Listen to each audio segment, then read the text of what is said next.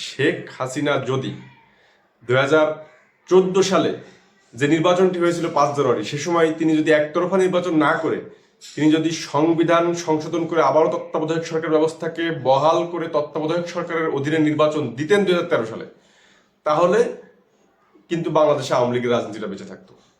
আওয়ামী লীগ রাজনীতি করতে পারতো। আওয়ামী লীগ এরকম নিষিদ্ধের মতো এরকম ঘরে একদম বন্দী হওয়া বা পালিয়ে যাওয়ার মতো অবস্থা আওয়ামী লীগের হতো না। সে সময় তত্ত্বাবধায়ক সরকার ব্যবস্থা পুনর্বহাল করে যদি আওয়ামী লীগ রাজনীতি করতো, আওয়ামী লীগ যদি একটি নির্বাচন দিত, তাহলে বিএনপি ক্ষমতায় আসলেও আওয়ামী লীগকে এতটা খারাপ অবস্থা দেখতে হতো না। আওয়ামী লীগের রাজনীতিটা বেঁচে থাকতো, শেখ হাসিনা এবং আওয়ামী লীগের নেতাকর্মীরা এলাকায় থাকতে পারতো, দেশে থাকতে পারতো। কিন্তু তারা সেটি করেনি। তো তারা যে কত বড় ভুল করেছিল সেদিন, সেটা নিশ্চয়ই আপনারা এখন দেখতে পাচ্ছেন, সেটা প্রমাণিত হয়েছে। এজন্য বলেছিলাম যে শেখ হাসিনা কখনোই বুদ্ধিমান কোনো রাজনীতিবিদ নয়। তিনি যদি বুদ্ধিমান রাজনীতিবিদ হতেন, তাহলে 13 সালে তিনি তত্ত্বাবধায়ক সরকার ব্যবস্থা পুনর্বহাল করে 14 সালে একটি নির্বাচন দিয়ে তিনি পদত্যাগ করতেন। তারপরে তো আবার বিএনপি আসতো। বিএনপি আসলে আবারও যে দেশ খুব একদম পশ্চিমা দেশের মতো শান্তি হয়ে যেত, বিষয়টা তা নয়। তৃণমূলের নেতা কর্মীদের নিয়ন্ত্রণ করতে পারত দলের হাইকমান্ড, তারাও এলোমেলো কাজ করতো, বিভিন্ন অপকর্ম হতো। ফলে কি হতো? ফলে আবার শেখ হাসিনা ক্ষমতায় আসতো 18 সালে। তো আপনি যদি শেখ হাসিনা আপনি যদি 2014 সালে আপনি তত্ত্বাবধায়কের আন্ডারে নির্বাচন দিতেন, তাহলে আপনাকে আবারও হয়তো 18 সালে আপনার ক্ষমতায় আসার সুযোগ ছিল।